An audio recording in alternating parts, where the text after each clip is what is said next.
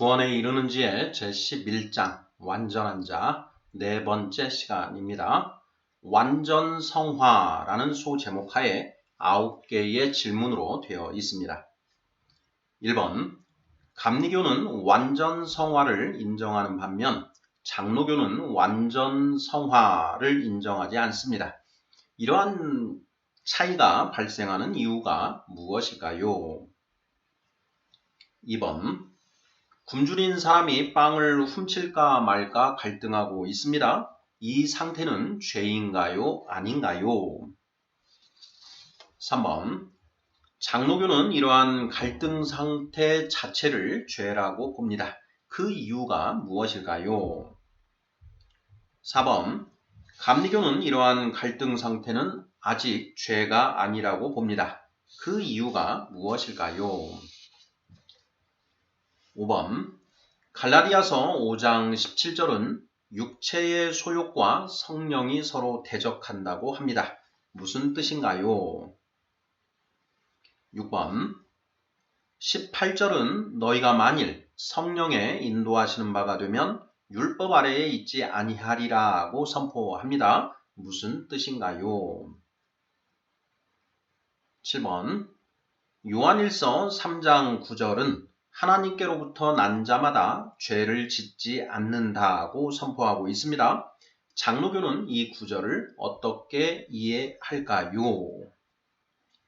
8번, 감리교는요? 9번, 감리교와 장로교는 이처럼 교리의 차이가 있음에도 불구하고 서로를 정통으로 인정합니다. 그 이유가 무엇일까요? 자, 이렇게 해서 9개의 질문입니다. 자, 구원에 이르는지의 제11장 제목이 완전한 자라고 되어 있습니다. 오늘은 네 번째 시간으로 완전성화라는 개념에 대해서 살펴보고자 합니다. 방금 질문에서 읽어본 것처럼 감리교의 전통에서는 완전성화라는 그런 개념을 인정하는 그런 교리로 전개가 되고 있고, 반면에 장로교에서는 완전성화라는 것은 불가능하다라는 그런 입장에서 교리가 전개되고 있습니다. 같은 성경 말씀을 놓고 이처럼 서로 다른 그런 입장이 발생하는 이유가 무엇인지, 정말 두 입장은 다른 것인지, 이 부분에 대해서 집중적으로 살펴보고자 합니다. 자, 1번부터 답을 찾아가 보도록 하겠습니다. 1번, 감리교는 완전 성화를 인정하는 반면 장로교는 완전 성화를 인정하지 않습니다. 이러한 차이가 발생하는 이유가 무엇일까요? 하는 질문입니다. 우리 성도님들 완전 성화라는 그런 개념을 들어보신 적이 있으신지요? 아마 많이 들어보지 못하셨을 것 같습니다. 저는 이제 제가 온전한 믿음을 얻게 된 모교회가 장로교회였는데요. 그 장로교회에서는 이 완전 성화라는 개념 자체를 부정하기 때문에 그러한 용어를 사용할 일이 없고요.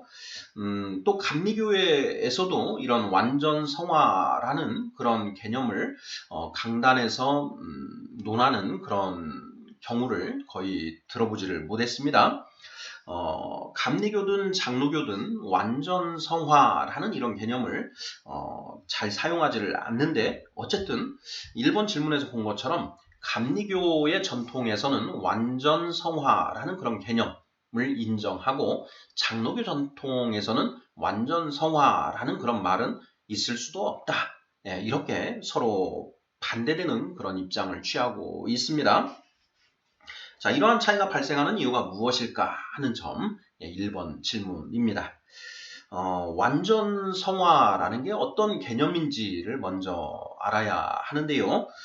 우리 성도님들 중에 완전 성화에 대해서 공부를 해보신 분들은 어느 정도 왜 이런 논의가 발생했고 그 주요 쟁점이 무엇인지, 또 이것을 어떻게 이해해야 하는지에 대해서 맥락을 잘 아시는 분도 계실 거라고 생각합니다. 자, 완전 성화라는 그 개념 어떤 것인지 먼저 살펴보도록 하겠습니다. 자, 이 완전 성화라고 하는 이 개념은 이제 우리가 구원에 이르는 지의 11장의 제목, 완전한 자라는 이 제목과 관련이 되는 개념인데요.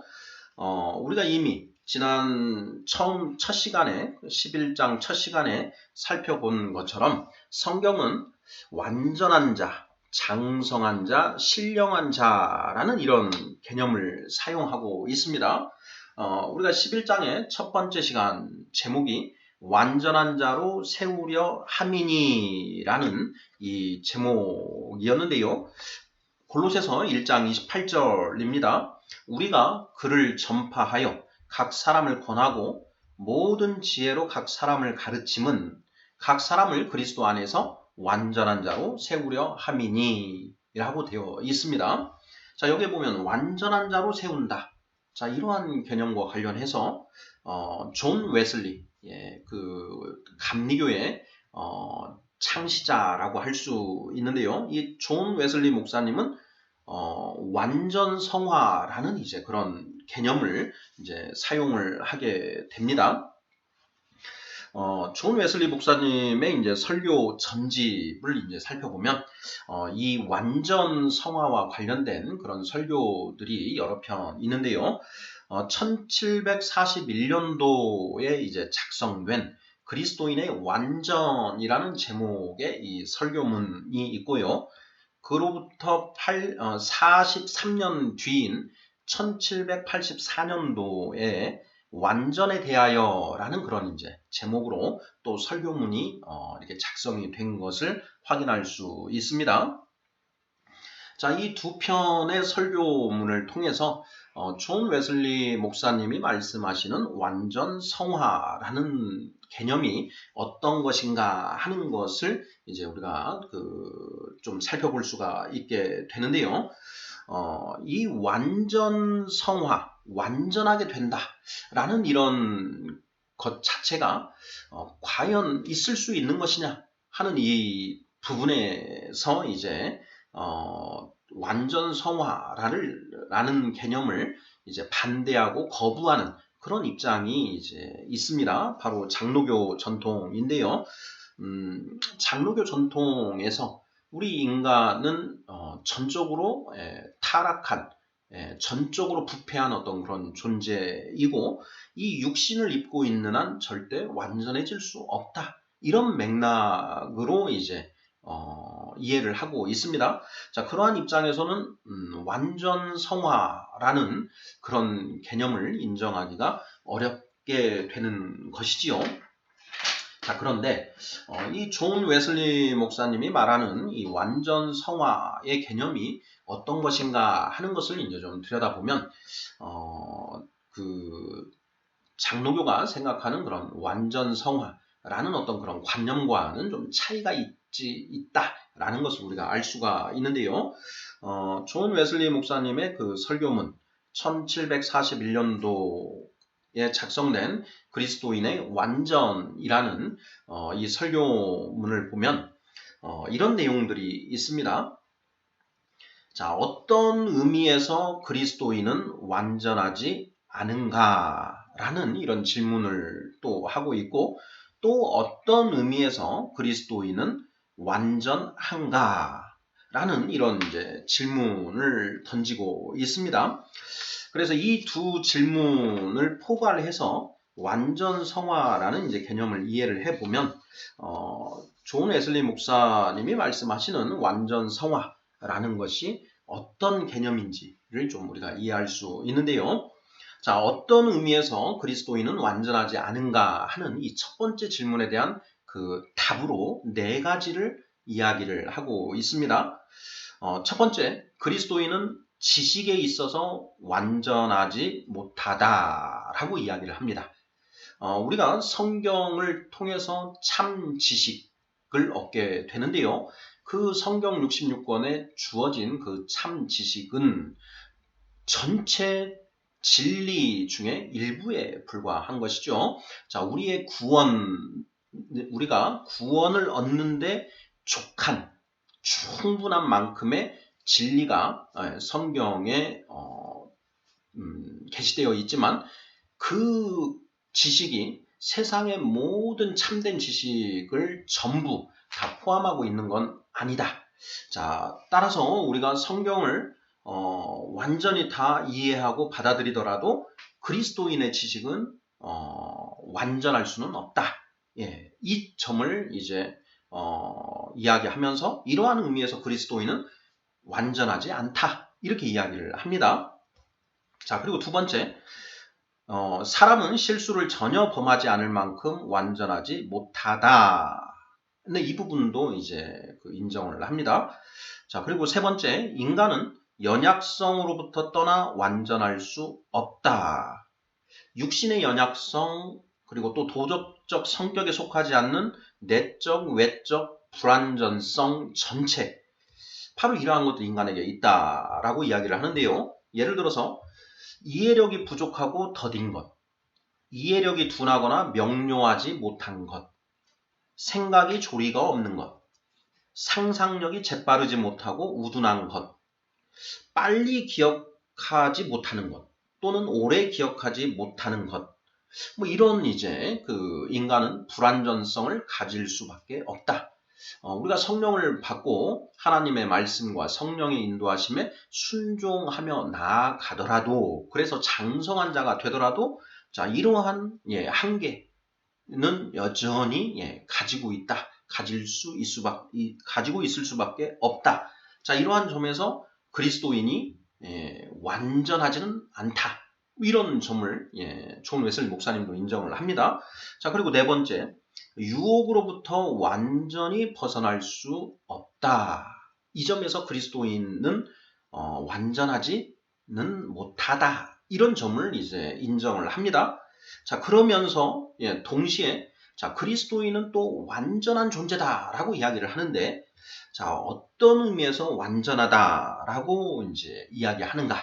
자, 첫 번째는 이것입니다. 그리스도인은 죄를 짓지 않을 만큼 완전하다라는 것이고요. 두 번째, 그리스도인은 악한 생각이나 성품으로부터 해방되었다는 의미에서 완전하다. 이렇게 이제 두 가지로 존 웨슬리 목사님은 이야기를 하고 있습니다. 자, 이 두 가지를 이제 종합해서 우리가 살펴보면, 우리가 그리스도인으로서 장성한 자, 완전한 자, 신령한 자의 범주에 들어간다라는 것은 어떤 의미이냐? 더 이상 죄를 짓지 않을 만큼 완전해졌다. 그리고 악한 생각이나 성품으로부터 해방되었다라는 점에서 완전해졌다. 다만 그렇더라도 지식에 있어서는 완전하지 못하고 또 실수를 전혀 범하지 않을 만큼 완전해진 것은 아니다. 또 인간이 가지고 있는 그 한계들로부터 완전할 수는 없다. 또 유혹으로부터 완전히 벗어날 수는 없다. 이러한 점에서는 불완전하다. 이렇게 이야기를 하고 있는 것입니다. 자, 이러한 내용들을 이제 종합해 보면 감리교에서 말하는 완전 성화는 어떤 완전한 존재를 의미하는 것이 아니라 죄를 짓지 않을 정도 악한 생각이나 성품으로부터 해방된 정도로서의 그 완전함, 이 정도를 이야기하고 있는 것이다. 이렇게 이해를 하면 어떨까 싶습니다. 자, 우리가 지난 시간에도 이렇게 살펴보았지만 요한복음 8장 31, 32절이죠. 자, 요한복음 8장 31절, 32절. 그러므로 예수께서 자기를 믿은 유대인들에게 이르시되 너희가 내 말에 거하면 참으로 내 제자가 되고 진리를 알지니 진리가 너희를 자유롭게 하리라. 이렇게 예수님이 말씀을 하셨습니다. 자, 예수님이 말씀을 하시자 그 말씀을 들은 제자들이 반문을 하지요. 우리가 아브라함의 자손이라 남의 종이 된 적이 없거늘 어찌하여 우리가 자유롭게 될 것이다 라고 말씀하시는 것입니까? 이렇게 질문을 하지요. 자, 그러자 예수님께서 말씀을 하십니다. 진실로 진실로 너희에게 이르노니 죄를 범하는 자마다 죄의 종이라 이렇게 말씀하시지요. 결국 이 말씀을 종합해서 이해를 해보면 진리가 너희를 자유롭게 하리라 하신 예수님의 말씀은 우리가 그 진리로 인하여 죄로부터 해방되게 된다. 즉 웨슬리 목사님이 얘기하는 것처럼 그리스도인은 죄를 짓지 않을 만큼 완전해진다. 악한 생각이나 성품으로부터 해방될 수 있다. 이런 상태가 되는 것. 이것을 곧 완전 성화의 상태다. 라고 이렇게 개념 정의를 하고 있다. 이런 걸 알 수가 있는 것이죠. 자, 1번 질문입니다. 감리교는 완전 성화를 인정하는 반면 장로교는 완전 성화를 인정하지 않습니다. 이러한 차이가 발생하는 이유가 무엇일까요? 자, 저는 이렇게 답을 하면 어떨까 싶습니다. 완전 성화라는 말의 개념에 대한 이해가 서로 다르기 때문이다. 이렇게 답을 하면 딱 맞지 않을까 싶습니다. 완전 성화되었다.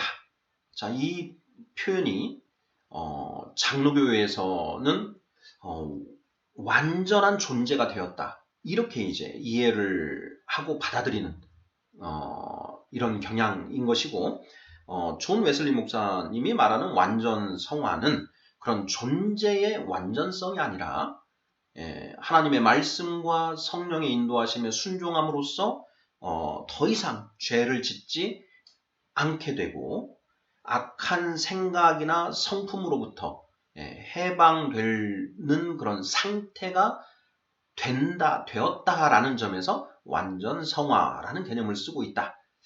자, 이 개념의 완전 성화라는 그 개념의 차이에서 이렇게 차이점이 발생한다. 이렇게 답을 하면 어떨까 싶습니다. 우리 성도님들 어떤 내용인지 이해되시는지요? 자, 2번 질문 보겠습니다. 굶주린 사람이 빵을 훔칠까 말까 갈등하고 있습니다. 이 상태는 죄인가요? 아닌가요? 하는 질문입니다. 자, 우리가 지난 시간에 마음으로 지은 죄라는 제목으로 예수님이 말씀하신 나는 너희에게 이르노니 음욕을 품고 여자를 보는 자마다 마음에 이미 간음하였느니라는 마태복음 5장 28절 말씀을 좀 깊이 살펴보았는데요. 그 말씀을 우리가 이제 질문으로 만들면서 절도죄, 자, 며칠 굶은 사람이 빵집 앞을 지나가다가 각 구운 빵이 진열대에 놓여 있고 아무도 없는 그 상황에 맞닥뜨린 그 예를 우리가 가지고 살펴보았는데요. 자, 이때 이 굶주린 사람이 빵을 훔칠까 말까 갈등하고 있는 이 상태는 이미 마음으로 죄를 지은 것인가 아닌 것인가 하는 문제를 우리가 살펴보았습니다. 결론은 무엇이었나요? 아직 절도를 마음속으로 결의하지 않은 그 상태에서는 죄를 지은 것은 아니다. 이렇게 이제 우리가 결론을 내렸었지요. 자, 2번 질문입니다. 굶주린 사람이 빵을 훔칠까 말까 갈등하고 있습니다. 이 상태는 죄인가요? 아닌가요? 정답은 아니다 라고 대답을 하면 딱 맞을 것 같습니다. 자, 3번 질문 보겠습니다. 장로교는 이러한 갈등 상태 자체를 죄라고 봅니다. 그 이유가 무엇일까요? 자, 이 3번 질문 그리고 4번 질문, 감리교는 이러한 갈등 상태는 아직 죄가 아니라고 봅니다. 그 이유가 무엇일까요? 하는 이 질문 굉장히 좀 중요한데요. 장로교에서는 이 굶주린 사람이 빵을 훔칠까 말까 갈등하고 있는 그 상태도 죄라고 이렇게 봅니다. 왜 그럴까? 이 부분에 대해서 좀 정확하게 좀 살펴보아야 되는데요. 자, 이와 관련해서는 장로교의 이제 그 창시자라고 할 수 있는 칼뱅 선생의 내용에 져서 기독교 강요를 좀 살펴볼 필요가 있습니다. 자, 기독교 강요는 1권부터 4권까지 크게 4개의 파트로 이루어져 있는데, 자, 그 중에 제3권, 제3권의 제3장 10절에 이런 내용이 있습니다. 자, 그 내용을 있는 그대로 한번 읽어보도록 하겠습니다. 우리는 하나님의 율법에 반하는 어떤 정욕의 충동을 받기만 해도 그것을 죄로 간주한다. 사실 우리는 이런 유의 정욕들을 우리 속에서 생기게 하는 인간의 부패성, 그 자체를 죄라 칭하는 것이다. 그러므로 우리는 성도가 죽을 육체를 벗을 때까지 언제나 죄가 그들에게 있다고 가르친다. 네, 여기까지입니다. 바로 이 4개의, 3개의 문장이죠. 이 3개의 문장 속에 칼뱅 선생이 말하는 죄의 개념이 정확하게 묘사가 되어 있습니다. 다시 한번 읽어보겠습니다. 우리는 하나님의 율법에 반하는 어떤 정욕의 충동을 받기만 해도 그것을 죄로 간주한다. 사실 우리는 이런 류의 정욕들을 우리 속에서 생기게 하는 인간의 부패성, 그 자체를 죄라 칭하는 것이다. 그러므로 우리는 성도가 죽을 육체를 벗을 때까지 언제나 죄가 그들에게 있다고 가르친다. 기독교 강요 제3권, 제3장, 제10절에 나오는 내용입니다. 자, 여기에 인간의 부패성 그 자체를 죄라고 본다라는 것이죠. 지난 시간에 우리가 마음으로 지은 죄에서 어떤 삿된 생각이 우리 안에서 올라오는 것, 그 자체만으로는 죄가 아니지 않냐라고 우리는 결론을 내렸는데요. 우리 칼뱅 선생은 그렇게 삿된 생각이 올라오는 그 자체를 이제 죄라고 정의를 내리는 것이죠. 자, 바로 이러한 이유 때문에 갈등 상태 자체, 굶주림 사람이 빵을 훔칠까 말까 갈등하고 있는 그 상태 자체를 죄라고 본다. 이렇게 되는 거죠. 장로교에서는. 자, 3번 질문. 장로교는 이러한 갈등 상태 자체를 죄라고 봅니다. 그 이유가 무엇일까요? 삿된 상태, 삿된 마음이 일어나는 그 자체를 죄라고 보기 때문이다. 이런 유의 정욕들을 우리 속에서 생기게 하는 인간의 부패성 그 자체를 죄라고 보기 때문이다. 이렇게 답을 하면 딱 맞을 것 같습니다. 자, 우리 성도님들 어떤 내용인지 이해가 되시는지요? 자, 4번 질문 보겠습니다. 감리교는 이러한 갈등 상태는 아직 죄가 아니라고 봅니다. 그 이유가 무엇일까요? 네. 자, 칼뱅 선생은 인간의 부패성 그 자체를 죄라고 이렇게 개념 정의를 했습니다. 자, 그러니 인간은 절대로 죄로부터 벗어날 수 없다라는 그런 이제 결론 명제가 성립하게 되는 것이죠. 자, 그런데 이러한 그 칼뱅 선생의 죄에 대한 개념 정의는 지난 시간에도 우리가 살펴보았지만 좀 우리가 일반적으로 생각하는 이제 범죄라는 개념과는 좀 그 차이가 있지 않은가 하는 그런 생각이 듭니다. 감리교의 우리 존 웨슬리 목사님은 이렇게 쓰고 있습니다. 1784년에 쓰여진 설교문 완전에 대하여 중에 죄에 대해서 이렇게 정의를 하고 있는데요. 그 내용입니다. 죄란 알려진 율법을 자의적으로 위반하는 것이다. 이렇게 이제 한 줄로 언급을 하고 있습니다. 죄라는 것은 어떤 법을 자의적으로 위반하는 것, 이것이 곧 죄다. 그게 바로 죄를 범하는 것이다. 이렇게 쓰고 있는 것이죠. 지난 시간에 우리가 갈등 상태에서 이 범죄를 결의하는 것, 마음 먹는 것, 결론을 결단하는 것, 이것이 바로 이제 죄를 범하는 것이다. 마음으로 죄를 범한 것이다. 이렇게 이제 결론을 내렸었는데, 그것과 거의 비슷한 그런 표현이죠. 죄란 알려진 율법을 자의적으로 위반하는 것이다. 자, 이러한 어떤 그 존 웨슬리 선생의 죄에 대한 정의 관념은 이제 그 아우구스티누스, 그 초대 교회 이후에 교부였지요. 오거스틴. 자, 우리가 굉장히 이 참된 신앙을 가진 그 교부로 인정하고 있는 아우구스티누스 이 교부는 죄에 대해서 어떻게 정의를 내리고 있는가 하는 부분, 이 부분과 관련해서 칼뱅 선생의 기독교 강요, 방금 전에 우리가 살펴본 제3권, 제3장 그 10절 부분에서 바로 이제 그 아까 읽은 내용의 앞부분에 아우구스티누스의 죄에 대한 그 개념 정의를 언급을 하고 있는데요. 그 내용을 그대로 한번 살펴보도록 하겠습니다.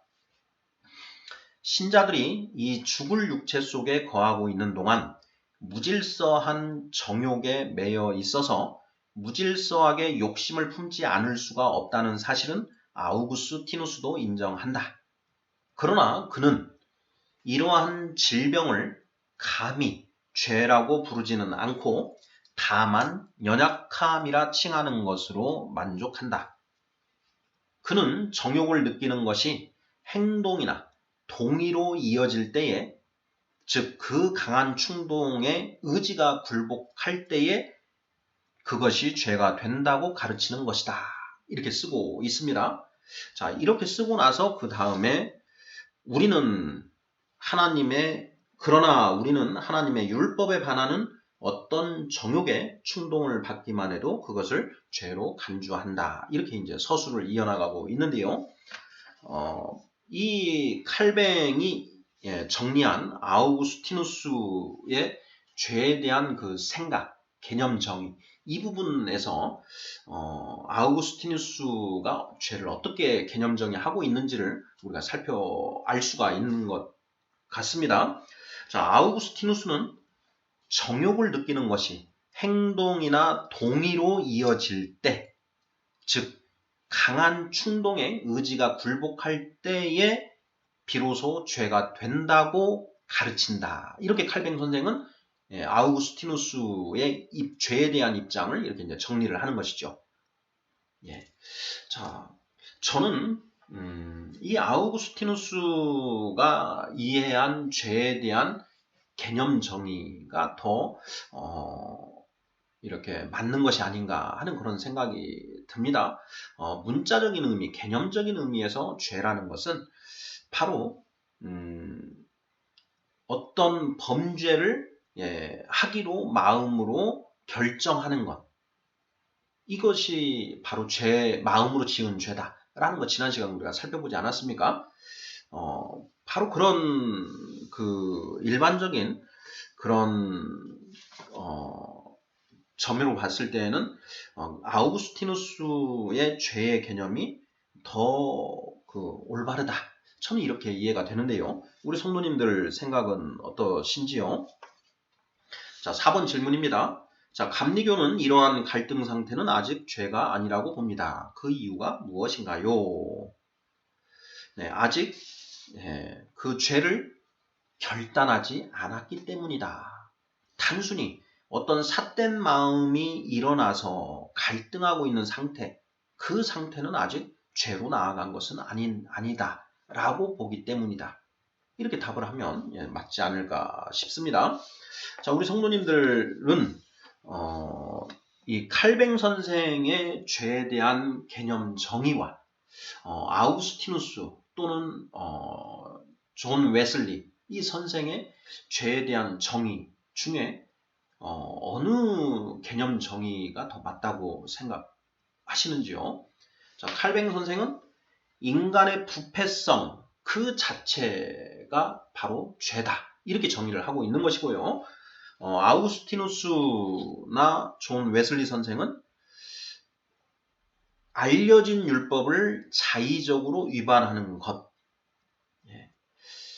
행동이나 정욕을 느끼는 것이 행동이나 동의로 이어질 때, 즉 그 강한 충동에 의지가 굴복할 때에 죄가 된다. 이렇게 이제 정의를 하는 것이죠. 자, 이 둘 중에 어느 것이 더 옳다고 생각되시는지요? 저는 후자 아우구스티누스나 존 웨슬리 선생의 목사님의 그 죄에 대한 개념 정의가 보다 우리 통념에 부합하는 것이 아닐까 이런 생각이 듭니다. 자, 5번 질문 보겠습니다. 갈라디아서 5장 17절은 육체의 소욕과 성령이 서로 대적한다고 합니다. 무슨 뜻인가요? 자, 이 부분은 우리가 지난 시간에도 살펴보았는데요. 자, 갈라디아서 5장 16, 17, 18절. 자, 이 부분이 우리 성령 받은 자들의 어떤 그 상태, 마음 상태를 정확하게 표현하고 있는 그런 구절이다라는 그런 얘기를 했습니다. 한번 읽어보겠습니다. 갈라디아서 5장 16절로 18절. 내가 이르노니 너희는 성령을 따라 행하라. 그리하면 육체의 욕심을 이루지 아니하리라. 육체의 소욕은 성령을 거스르고 성령은 육체를 거스르나니 이 둘이 서로 대적하므로 너희가 원하는 것을 하지 못하게 하려 함이니라. 너희가 만일 성령의 인도하시는 바가 되면 율법 아래에 있지 아니하리라. 아멘. 우리는 예수 그리스도를 믿고 세례를 받음으로써 죄사함을 받고 그 증거로 성령을 받았습니다. 자, 성령을 받은 사람의 마음에는 육체의 소욕과 성령의 소욕이라고 하는 두 개의 인격이 서로 대적하고 있다. 자, 그래서 어떤 상황에서 육체의 소욕은 이렇게 해야 된다라고 주장을 하고, 반면에 성령께서는 그렇게 하면 안 되고 이렇게 해야 된다라고 이렇게 주장하시면서 서로 갈등 상태를 만들어낸다라는 것이죠. 갈라디아서 5장 17절은 육체의 소욕과 성령이 서로 대적한다고 합니다. 무슨 뜻인가요? 자, 바로 우리 안에 두 개의 인격이 존재한다. 이런 의미로 보면 딱 맞지 않을까 싶습니다. 육체의 소욕과 성령의 소욕, 성령님께서 원하시는 것, 이것이 서로 대립관계를 형성하면서 우리로 하여금 어떤 육체의 소욕을 따를 것인지 성령의 소욕을 따를 것인지 우리로 하여금 갈등하게 만드신다라는 것이죠. 성령을 받지 않은 일반 자연인들은 이런 갈등을 할 필요가 없지요. 그들은 육체의 소욕에 결국은 따라가게 되어 있습니다. 성령을 받은 사람들만이 이 성령의 소욕을 따라갈 것인가 하는 부분에서 갈등을 하게 된다라는 것이죠. 물론 성령을 받지 않은 사람들에게도 양심이라는 것이 있어서 그 양심에 반하는 육체의 소욕, 그래서 양심과 육체의 소욕이 서로 갈등을 일으키게 되는데요.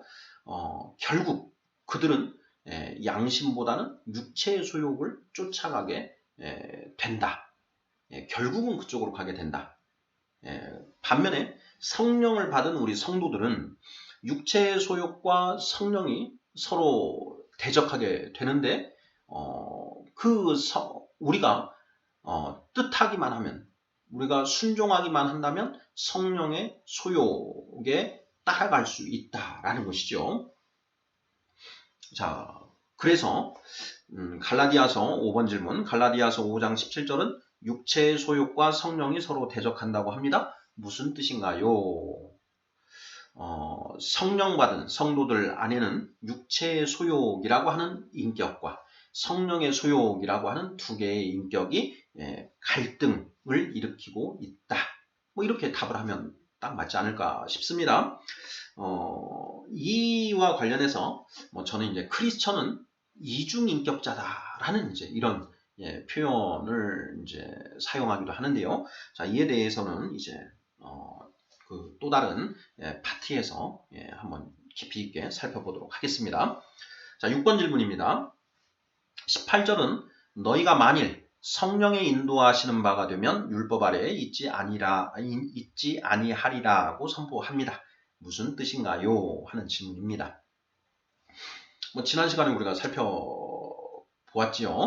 자, 성령의 인도하시는 바가 된다라는 것은 성령의 인도하시는 바에 순종하면이라는 그런 뜻이라고 했습니다.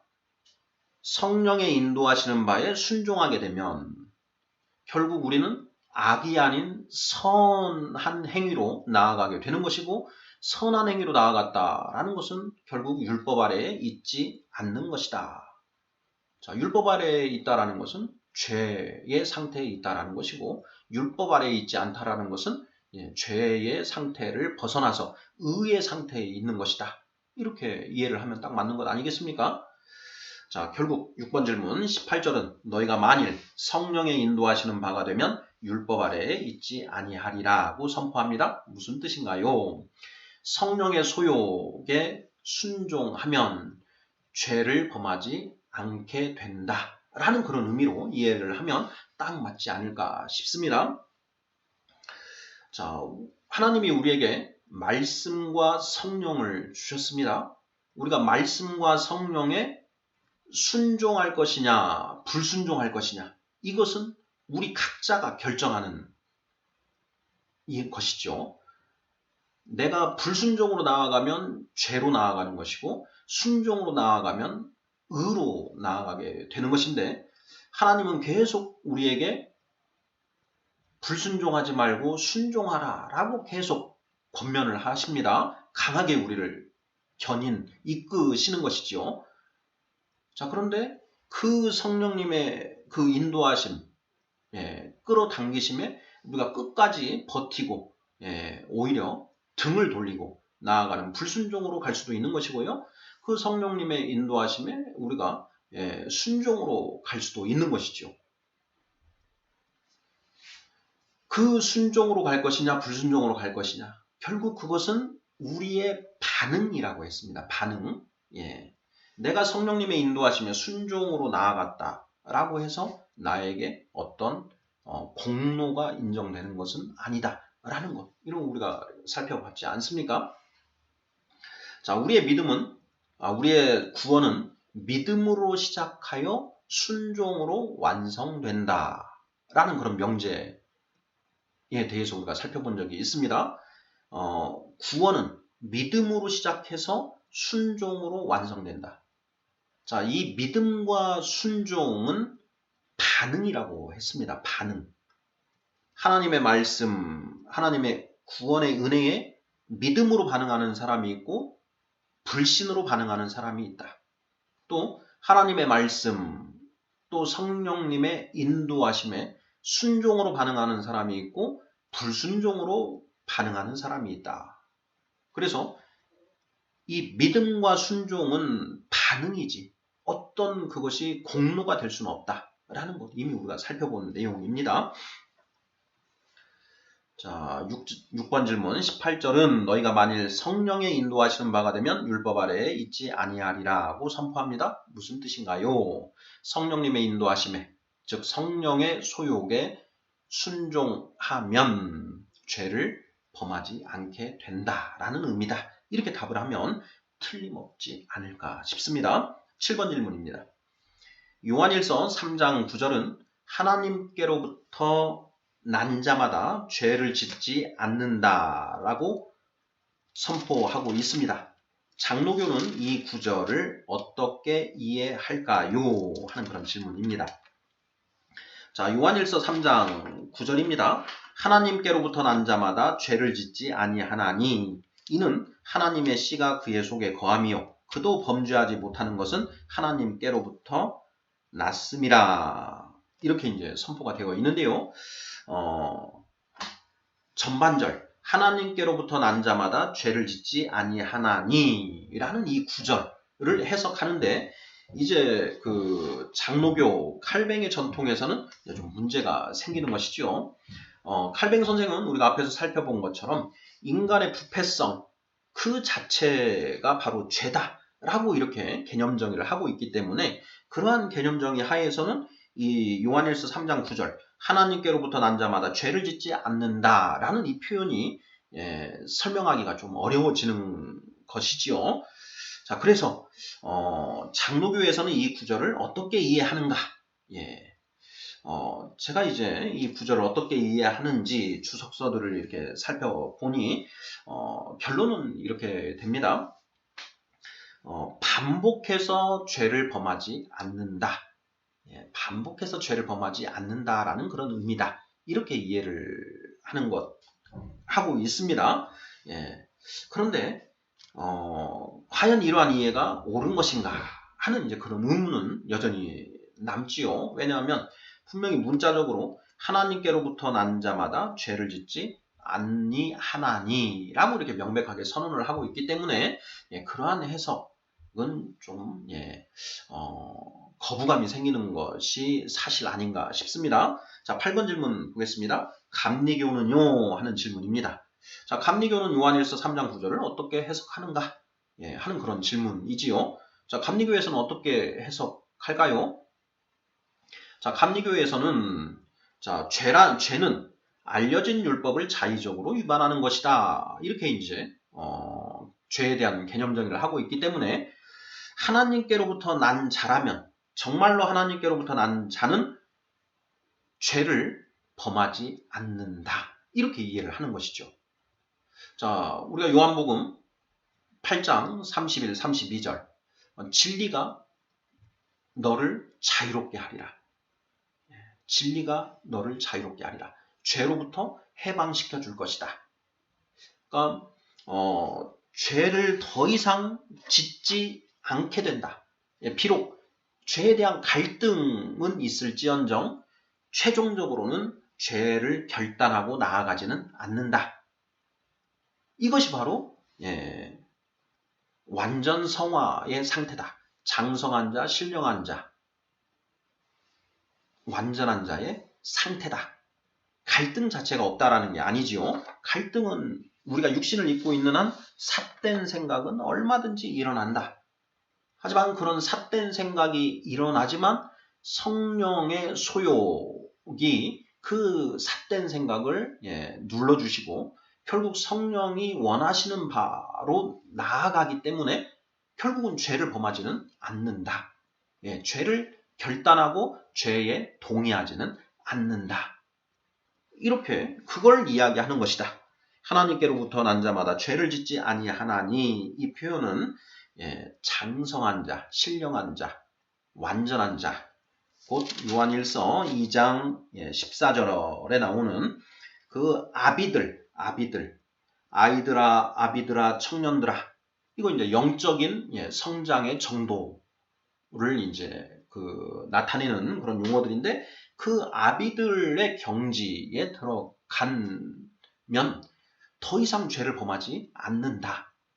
삿된 생각은 얼마든지 올라올 수 있다. 하지만 죄를 결단하고 죄를 행동으로 나아가지는 않는다. 이런 얘기죠.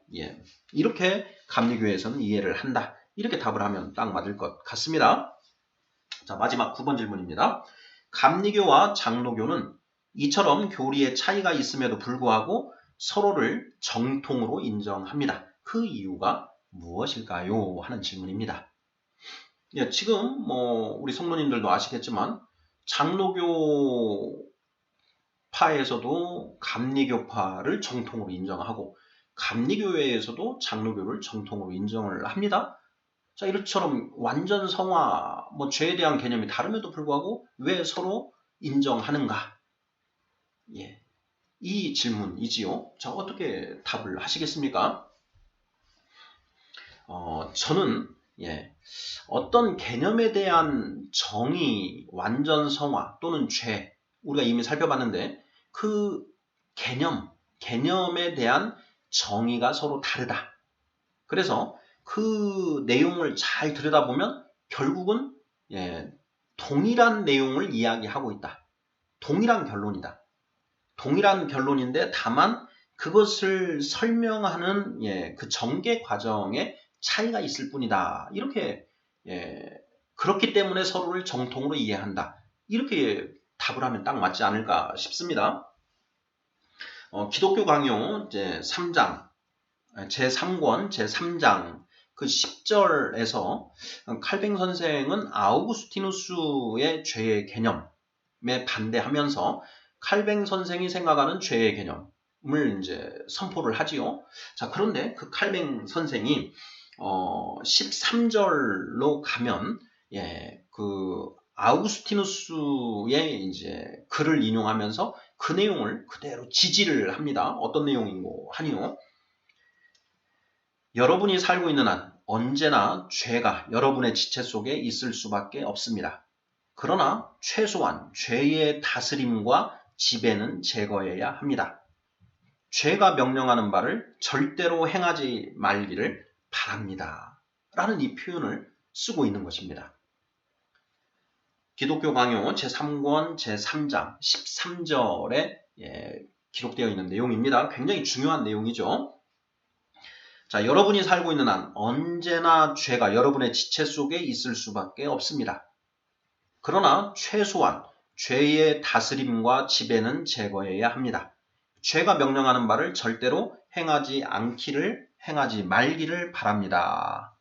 자, 이것은 칼뱅 선생의 어떤 그 의견이라고 할 수가 있는데요. 죄가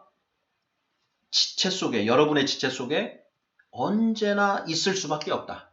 그러나 최소한 죄의 다스림과 지배는 제거해야 한다. 죄가 명령하는 바를 절대로 행하지 말라. 이렇게 이야기를 하는 것이죠. 결국은 우리가 요한일서 3장 9절에서 본 것처럼 하나님께로부터 난 자마다 죄를 짓지 아니하나니 이 표현하고 결국은 같은 것이죠. 자, 칼뱅 선생은 인간의 부패성 그 자체를 죄라고 정의했기 때문에 자, 인간에게 우리 성도라고 하더라도 성령 받은 성도라도 죄가 이 지체 속에 있을 수밖에 없다. 하지만 죄의 지배나 다스림은 제거해야 한다. 죄가 명령하는 바를 절대로 행하면 안 된다. 즉 육체의 소욕을 쫓아가지 말고 성령의 소욕에 순종함으로 나아가야 한다라고 똑같이 얘기하고 있는 것이죠.